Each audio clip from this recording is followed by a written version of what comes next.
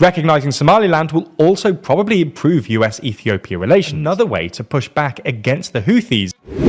In an interview to the Guardian newspaper published in the UK, he says recognition is on the horizon. Only a day earlier, Kenya's President William Ruto implying that Ruto thinks Somaliland's recognition is at least on the cards. Turn for recognition of Somaliland, the US will be building a military base near the port of Berbera. Kwingineko ni kwamba serikali ya Somaliland imefungua ofisi yake mpya ya ubalozi. It is from Somaliland and we respect these people because they are very, very strategic. We don't care about this little politics here and there. We are going to support Somaliland 100%. However, tucked away in Somalia's northwest, there's actually a functioning democratic state called Somaliland, which has been de facto independent for 34 years, but is yet to be recognised by any UN member state. When Trump was elected last year, there were a flurry of reports that he was considering recognising Somaliland, and while these rumours died down once he took office, they've suddenly reignited, with Somaliland's president telling The Guardian last week that, quote, recognition is on the horizon, and Kenya, one of the most powerful countries in the region, affording tacit recognition by allowing Somaliland to open a liaison office in Nairobi. So in this video, we're going to have another look at Somaliland's long struggle for independence, and whether it could soon become the world's newest country. We've actually done a couple of videos on Somaliland before, so go and watch that if you want to know more. But the TLDR is that modern-day Somalia used to be split into two colonial territories, Italian Somaliland in the east and British Somaliland in the northwest. In 1960, British Somaliland became the independent country of Somaliland, to be recognised by 35 other UN members. 5 days later, though, Italy gave up Italian Somaliland, and the two immediately united to become the Somali Republic, which is what we now call Somalia. In retrospect, this was probably a mistake from Somaliland's perspective.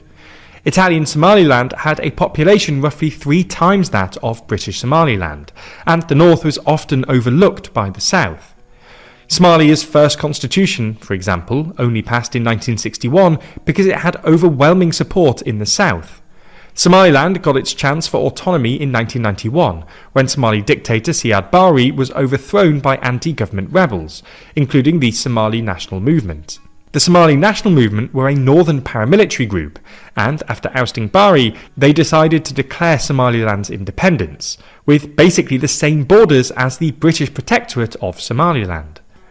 In 2001, they held a referendum on independence, which was supported by 97% of Somaliland citizens. Since then, Somaliland has essentially been an autonomous state, and a beacon of stability in a region otherwise beset by chaos. They've held multiple peaceful elections, and in 2017, Freedom House ranked Somaliland as the only free country in East Africa. The country is very poor, but they've got their own government, currency, the Somaliland shilling, passports, police force, license plates, and even a consulate in Washington. Despite this, Somaliland hasn't been explicitly recognised by any other country, in large part because most of the international community worries that recognising Somaliland's statehood would encourage other nearby separatist movements. Nonetheless, a handful of countries have indirect relations with Somaliland, and there were even rumours late last year that Donald Trump was considering formal recognition. This is actually an idea that comes from Project 2025, the infamous right-wing manifesto drawn up by the Heritage Foundation